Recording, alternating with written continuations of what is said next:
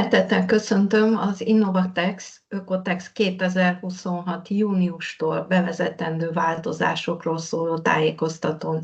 Lenkei Tünde vagyok, az Innovatex Ökotex vizsgálati és tanúsítási osztályvezetője. Úgy gondoltam, hogy ezen tájékoztatót egy YouTube videó formájában juttatom el ügyfeleinkhez, megkönnyítve az időponthoz kötött élő webinárhoz való alkalmazkodást. A videó bármikor visszanézhető, így bízom benne, hogy ügyfeleink széles köréhez eljut majd, és szakítanak rá körülbelül fél órányi időt, hogy a 2026. júniustól bevezetendő változásokat jobban megismerhessék, megértsék, felkészülhessenek az újdonságokból, megkönnyítsék a jövőbeni együttműködésünket. Kezdjük is el! A bevezetendő újítások, változások egy gondos előkészítési folyamat következményei, melyek az Ökotex tanúsítás megbízhatóságát, értékét növelik, ezeknek az értékeknek az elismertségét szélesítik, és ezt hivatottak segíteni. A miért kérdésre a válaszok a dián láthatóak. Amit hozzáfűznék, az az, hogy az Ökotex minőségügyi rendszerének egyik fontos feladata annak ellenőrzése, hogy termékeinket, azaz a kiállított tanúsítványokat megfelelően használják, címkével, logóval ellátott termékek valóban benne vannak-e a tanúsítvány tárgyában, így próbavásárlások alkalmával teljes körű vizsgálatok készülnek, és ellenőrizzük a címkék, logók, honlapok helyességét. Változások történnek az egyre szigorodó elvárásoknak való megfelelés érdekében, valamint a technológiai, környezetvédelmi és egyéb előírások, iránymutatásoknak való megfelelőség érdekében.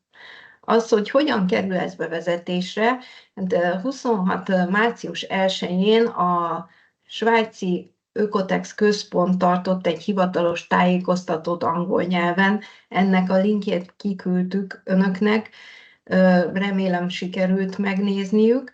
A változások bevezetése egy türelmi időszakkal, egy átmeneti időszakkal kezdődik, mely 26. június 1-től 27. június 1-ig tart, tehát ezen idő alatt még nem vesszük szigorúan ezeket a változásokat, melyeket majd később ismertetni fogok, viszont 27. június 1-től ezek életbe lépnek, kivétel ez alól az új tanúsítványok, ahol marad az egyéves türelmi idő, hiszen az újaknak is fel kell készülniük mindarra, amit az Ökotex elvár, illetve kér, annak érdekében, hogy tanúsítványaik a megbízhatóság jegyében szülessenek.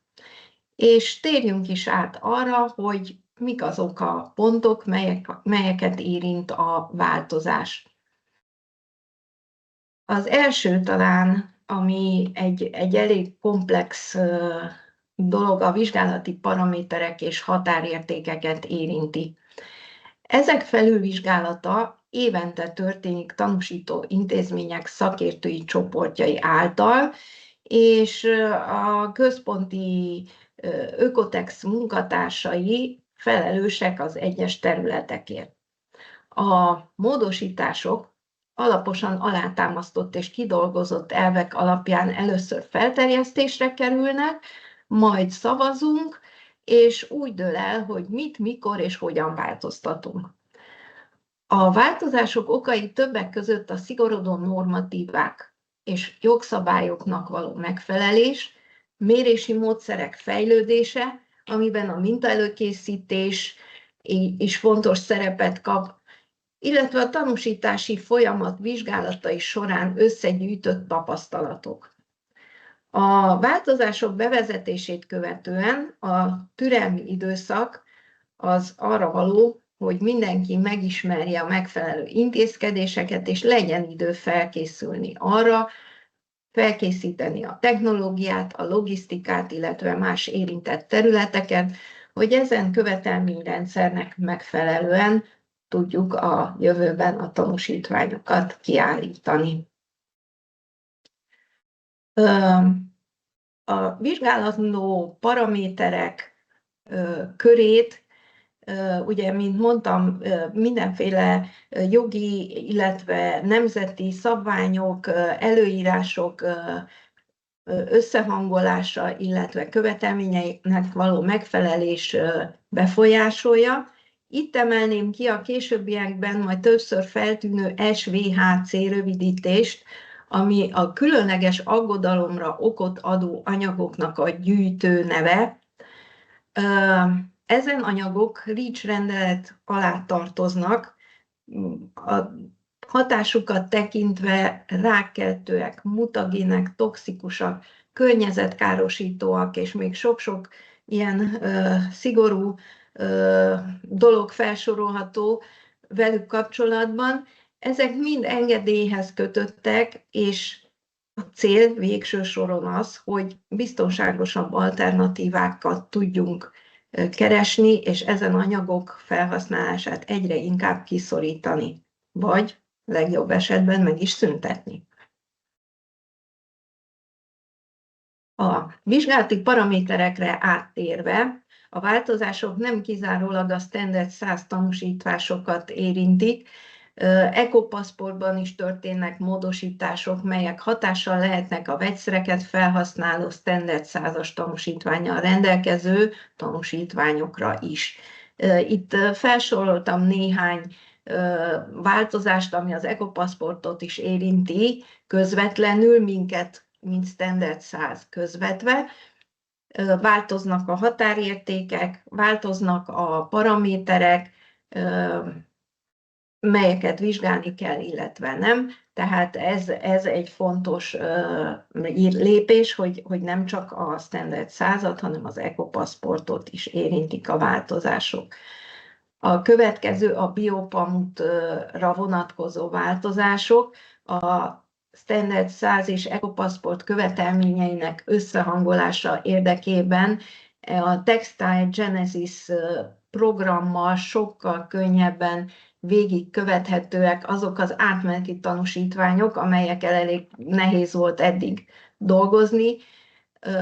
Ezek a tanúsítványok azok, melyek végig kísérik a pamutot a termőföldtől a teljes ellátási láncban a feldolgozás lépésein keresztül, egészen a késztermék előállításáig.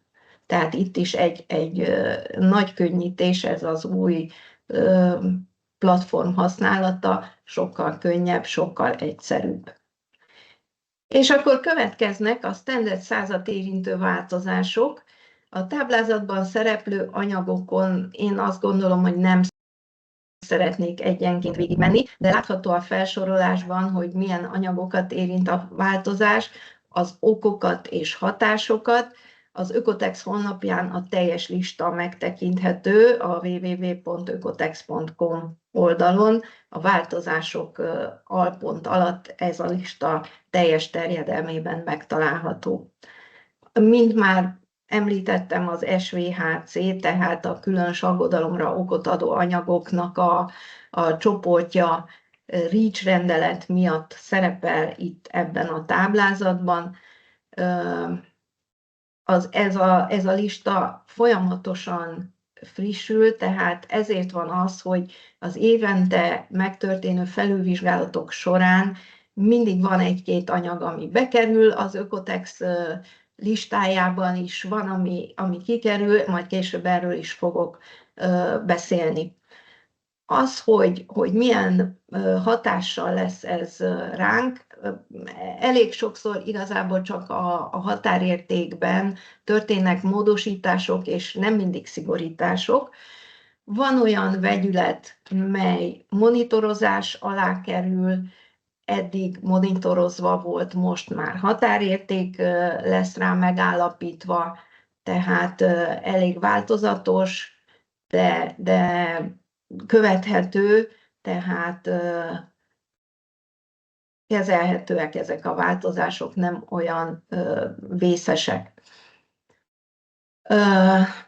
További harmonizáció az affirmmel, itt is inkább határértékeket érint a dolog,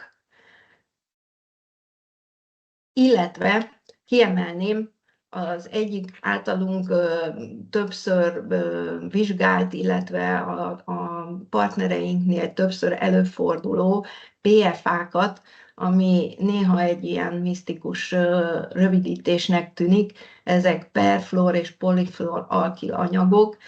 Ezek igazából egy anyagcsoport, ahol 5-től 10 000 különböző vegyületet tartalmazó vegyületcsoportról beszélünk. Ez egy összefoglaló név, és igazából amiért nagyon fontosak, az az, hogy rendkívül nehezen bomlanak le, ezért nevezzük néha örökvegyi anyagoknak is. Itt a dián látható a felsorolás, hogy mik azok a szabályozások, melyek ebbe beleszólnak, hogy igazából a határértékeket hogyan kellene alakítani, és látható, hogy EU-s korlátozások, szabályozások, de nemzeti szabályozások és törvénybe foglalt szabályozások, a REACH és sok minden más az a szabályozó fórum, aki ebbe a PFA-knak a szabályozásába, illetve kimutatási határainak meghatározásába beleszól. És hogy igazából minket hogyan érint, a Standard 100 tanúsításkor kétféle fluortartalomról szoktunk beszélni. Az egyik a PFA, a másik pedig az összfluortartalom. Változás az, hogy amennyiben bizonyított, hogy a fluor jelenléte szervetlen eredetű, akkor lehetséges a tanúsítvány kiadása, tény, hogy vannak bizonyos megkötések, illetve dokumentáció benyújtása szükséges. Dokumentáltan igazolni kell, hogy a technológiában használt fluortartalmú vegyület szervetlen eredetű. Ha ezek megvannak, akkor nincs nagy probléma, hiszen kiadható a tanúsítvány. További paraméterek a teljességigénye nélkül, itt még a dián ilyen érdekességként a szintetikus csillám is szerepel, mint érvénybe lépő korlátozás, de hogy korlátozás mellett enyhítést is soroljak, léteznek olyan vegyületek is, melyek kikerültek a vizsgálandó paraméterek köréből, tehát könnyítés is belekerült a rendszerbe. A következő a kockázat alapú vizsgálatoknak a köre. Hogy mit is takar ez a kérdés? Kockázati paraméterként van néhány paraméter, melyet kockázatosnak ítél meg az EU-ban rávonatkozó jogi korlátozás miatt, vagy az Ökotex szabvány által tanúsított termékek esetében kritikusnak megítélt paraméterek ezek. Eddig, amennyiben ezen paraméterek esetében határérték túllépés, rossz szóval bukás jelent meg vizsgálatok során, akkor ugye bekértünk egy pótmintát, egy olyan dokumentummal alátámasztva, melyben a javító intézkedések szerepeltek, tehát hogy változott a beszállító, a technológiában történt bármi változás. Ezen pótmintát ugye megvizsgáltuk a kritikus paraméterre, és amennyiben ez a megtett lépések sikeresek voltak, így a tanúsítvány kiadható volt. A változása a jövőben az lesz, hogy a javító intézkedések hitelességének igazolása miatt a tanúsítvány érvényessége ideje alatt, tehát az elkövetkezendő 1 év alatt egy új minta teljes vizsgálatának elvégzését kell elvégeznünk. tehát új mintavizsgálatának elvégzése szükséges. A pótvizsgálat szükségességét az eredeti vizsgálati jegyzőkönyvben megjegyzésként feltüntetjük, tehát mindenki tudja, hogy mire számítson az elkövetkezendő egy évben, egyeztetünk majd, hogy melyik legyen ez a minta, és akkor ennek a vizsgálatát nekünk el kell végezni. A következő változás a beszállítók tanúsítására vonatkozik, és itt két új szabály kerül bevezetésre. Az egyik a közvetlen beszállítói tanúsítványok szükségességét írja elő.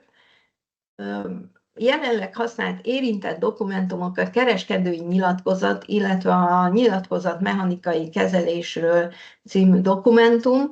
Ezeknek a felhasználása vagy megszűnik, vagy átalakul. Kiemelném itt is, hogy van egy átmeneti időszak, amíg felkészülhetnek az ügyfeleink arra, hogy 2027. júniustól már csak közvetlen beszállítói tanúsítványok fogadhatóak el.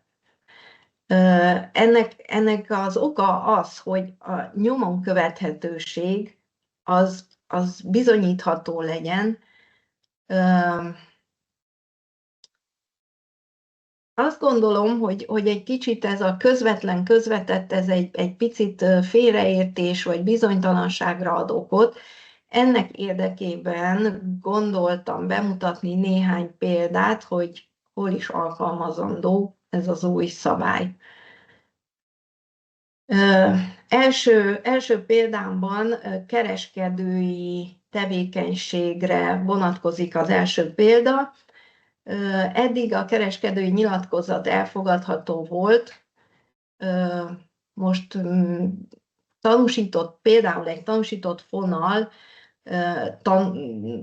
tanúsítvánnyal nem rendelkező kereskedő ad tovább, ez a jövőben nem lesz elfogadható, tehát a kereskedőnek is saját tanúsítvánnyal kell rendelkeznie ahhoz, hogy tanúsítottként tudja eladni az illető terméket.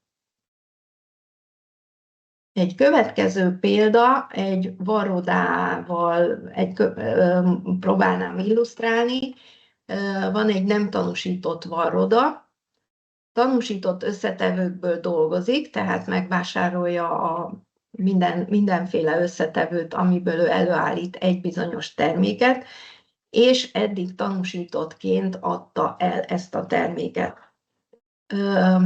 Eddig ugye a mechanikai kezelésről szóló nyilatkozat alátámasztott, hogy nem történt nedves eljárás, és így tanúsítottként volt eladva, tehát lehetett eladni az elkészült kész terméket. Itt ugye az a jövőbeni változás, hogy a varroda is tanúsítottként kell szerepeljen. És ugyanez vonatkozik a bérmunkát végzőkre is. Sokszor előfordul, hogy a fő alapanyagot a megrendelő biztosítja, viszont a segédanyagokat azt a varroda szerzi be. Attól függetlenül, hogy ezek is tanúsított segédanyagok, a varrodának rendelkeznie kell tanúsítvánnyal. És egy darab kivétel, ami nem tanúsított varroda bérmunkájára vonatkozik, aki olyan tanúsított összetevőkkel dolgozik, amit a megbízó biztosít részére. Tehát itt szerződés megléte, illetve az összetevők tulajdoni státuszát kell igazolni, és ebben az esetben elfogadható annak a varrodának a tevékenysége, ami nem tanúsított. Én nagyon remélem, hogy ezzel azért egy picit közelebb kerültünk arra, hogy mi az, hogy közvetlen és közvetett tanúsítvány. A másik szabály a nedves eljárásokat érinti, és igazából arról szól, hogy minden nedves eljárást végző beszállítónak tanúsítvánnyal kell rendelkeznie. Itt is van egy kis könnyítés, a szabály a fő alapanyagokra vonatkozik, tehát címkékre, kiegészítőkre nem szükséges a tanúsítás, és itt is él az átmeneti időszak. És elérkeztünk az utolsó ponthoz, ez az új dokumentációs csomag, azaz a jelentkezési lap megújulása. Fontosnak érzem hangsúlyozni, hogy ezen dokumentum helyesen legyen kitöltve, hiszen mi, mint tanúsító szervezet, innen indítjuk a folyamatainkat. A közös munka megkönnyítése érdekében én végigmennék az egyes alfejezeteken, és ahol változás van, azt jelezném, illetve felhívnám a figyelmet azokra a kritikus pontokra, melyeknél már előzőekben is bizonytalanságot tapasztaltunk. Tehát új jelentkezési lap. MyOkotex oldalról is elérhető, de mi mindig ki szoktuk küldeni az ügyfeleinknek, tehát nem kell keresgélniük. Új struktúra jellemzi, és sokkal inkább felhasználóbarátabb, egynyelvű, tehát angolul van a teljes szövegezése. Akinek ez problémát jelent, az magyarul is kitöltheti, és majd segítünk ennek a kezelésében. Rövidebb is lett, illetve nagyon sok olyan változás történt benne, melyek megkönnyítik az ügyfeleknek ezt az első, úgymond viszonylag nagyobb munkát ezzel a jelentkezési lap kitöltésével. És akkor lapoznék is a jelentkezésen belül. Az első rész az ugyanaz, mint eddigiekben, tehát a jelentkező adatait kell kitölteni. Itt kérésünk lenne, hogy a felelős személyeket, az egyes területekért felelős személyeket legyenek szívesek kitölteni úgy, hogy ha kérdésünk van például a minőségüggyel kapcsolatban, akkor tudjuk, hogy kihez forduljunk.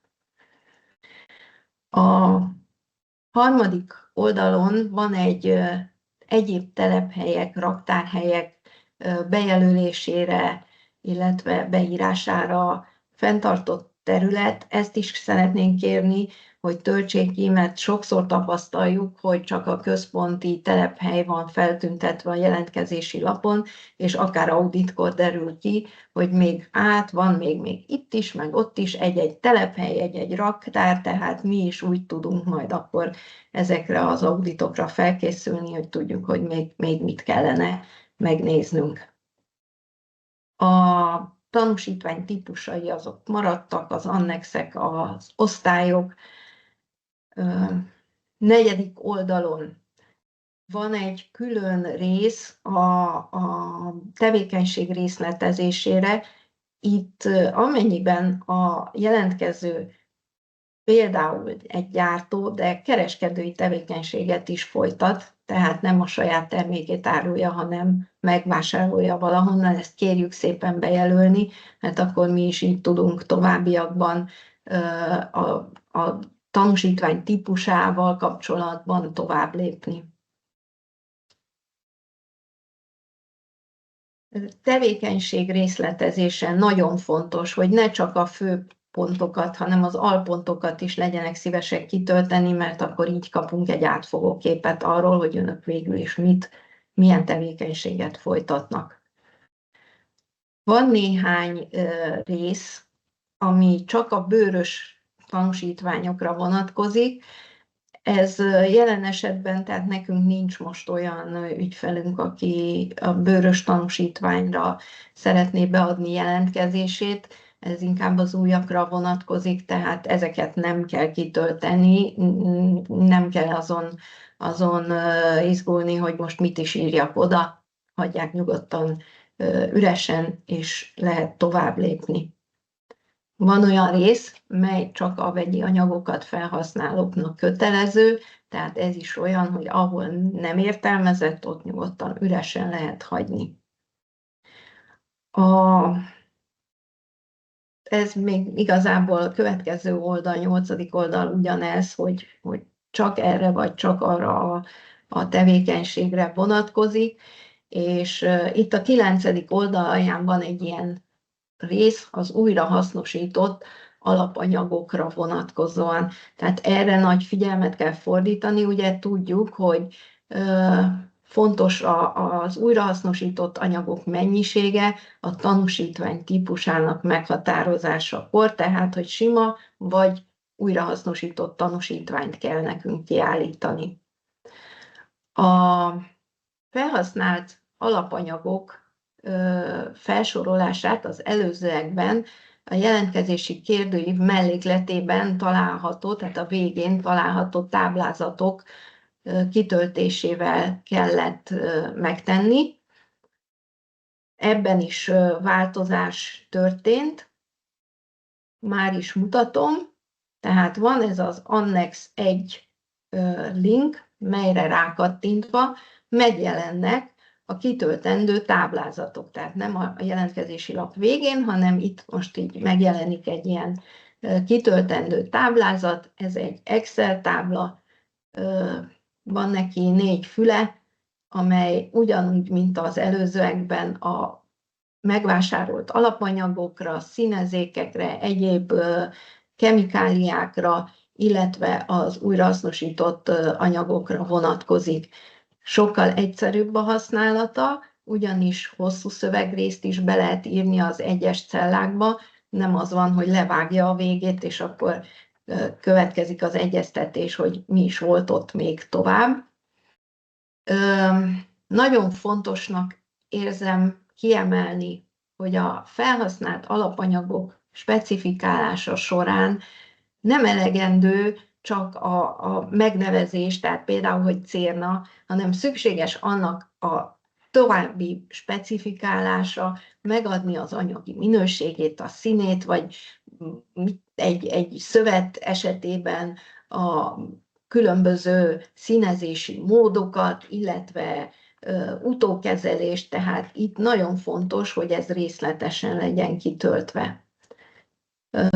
Következnek a színezékek, ennek is a kitöltése nagyon fontos, és itt szeretném kiemelni, hogy MSDS lapokat, tehát biztonságtechnikai adatlapokat a továbbiakban is csatolni szükséges minden felhasznált színezékre, és ugyanígy az egyéb felhasznált vegyszerekre is. Illetve az utolsó fülecske a újrahasznosított anyagokra vonatkozik.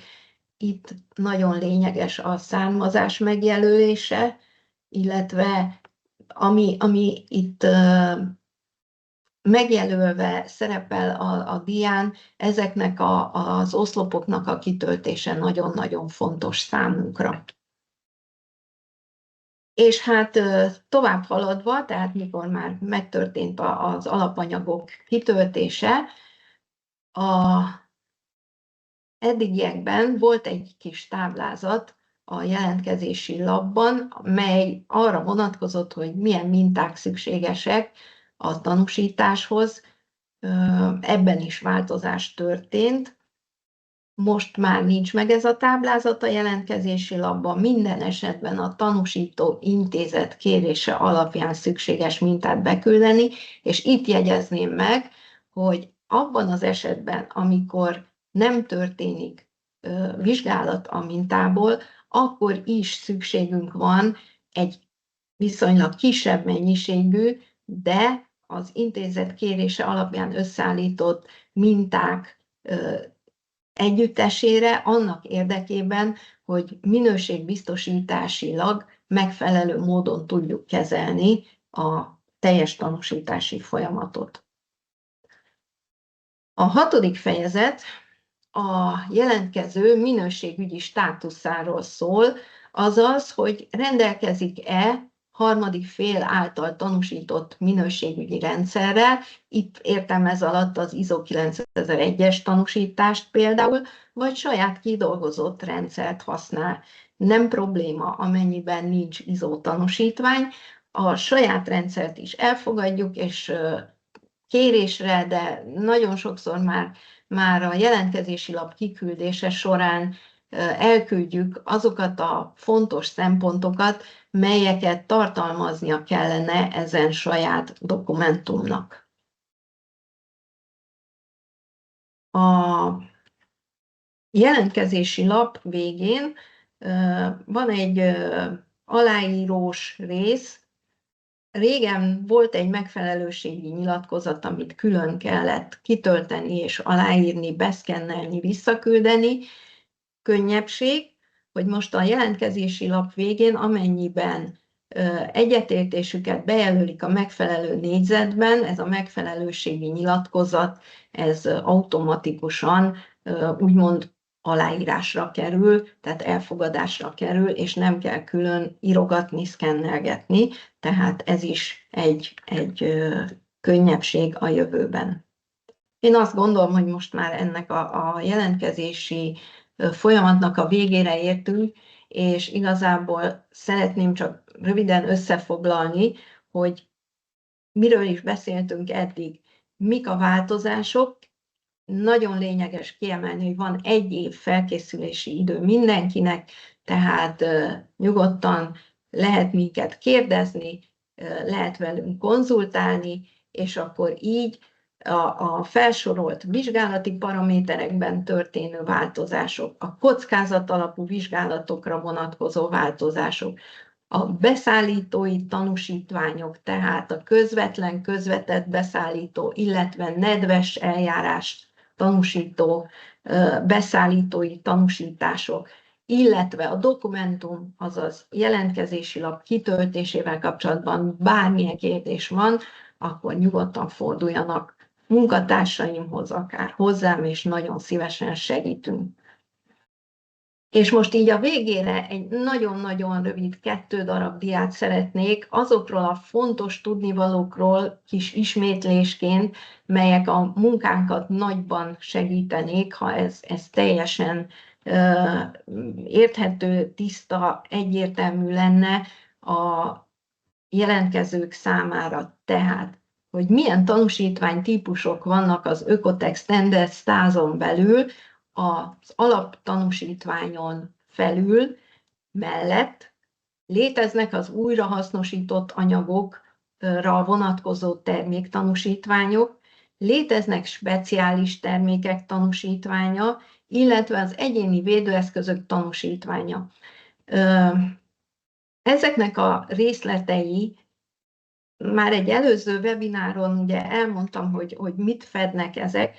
Az a lényeg, hogy léteznek ilyenek, és amennyiben a kommunikációnk során kiderül, hogy nem is egy egyszerű, sima, standard 100-as tanúsítvány, hanem mondjuk egy speciális termékre vonatkozó tanúsítvány tudnánk ajánlani inkább a kért termék tanúsításához, akkor ezek egyértelműek lesznek a jövőben, és látható, ugye, hogy ezek a címkéken, a tanúsítványokon jelölve is vannak, tehát Special Articles, vagy PPF, vagy újrahasznosított jelölés kerül a tanúsítványra, tehát ezért nagyon fontos tisztázni előre, hogy mit is szeretnénk tanúsítani. És az örök kérdés, hogy a tanúsítvány tárgya, azaz a scope mit tartalmazhat, tehát mit lehet összevonni egyetlen szkópba, és mi az, ami nem összevonható. Az, hogy mi összevonható, azt igazából mindig megpróbáljuk úgy csinálni ezeket a tanúsítványokat, hogy a lehető legegyszerűbb módon sikerüljön abszolválni ezt a feladatot. A nem összevonható termékekkel van sokszor bizonytalanság a kérelmező részéről, hogy mi az, ami nem tehető egyetlen tanúsítványba, tehát külön tanúsítvány kell a különböző funkciójú termékekre, tehát például egy készruházat és egy függöny, tehát lakástextil nem vonható össze. A különböző gyártási folyamatokból származó termékek, tehát fonalak, szőtt vagy kötött készruházattal, kötött vagy szőtt kelme a kiegészítőkkel. A fonalak a végtermék készruházat része, tehát ezek különböző gyártási folyamatokból származnak, tehát nem összevonhatóak, ez esetben külön kell a késztermékre, és külön úgymond önöknek késztermékként eladott mondjuk egy fonal, viszont ez nem ugyanazon gyártási folyamatból származik, ezért kell rá egy külön tanúsítványt készíteni. Saját és bérgyártásból származó termékek nem vonhatóak össze, ugyanúgy a hagyományos és biopamutból készült termékek. Abban az esetben, amennyiben a biopamutot nem szeretnék külön megjelölni a tanúsítványban, így a hagyományos pamut mellett használhatják a biopamutot, csak ez nem lesz feltüntetve a tanúsítvány tárgyában. Ugyanide tartozik az eredeti és újrahasznosított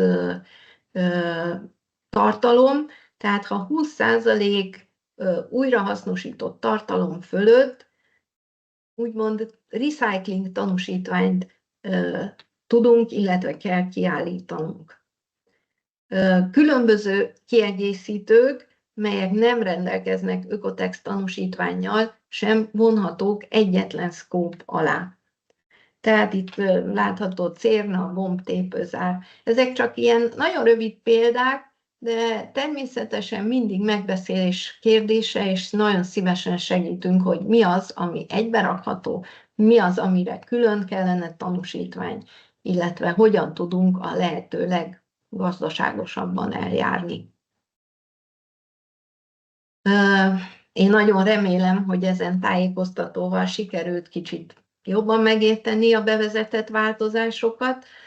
A felkészülésre egy év mindenkinek rendelkezésre áll, érdemes időben áttekinteni, hogy a bevezetett változásokból mi az, ami a saját vállalkozásokat érinti, és ennek megfelelően felkészülni, hogy a 27 júniustól alkalmazandó követelményrendszernek mindenki megfeleljen, és sikeresen tudjuk továbbvinni ezeket a meglévő tanúsításokat.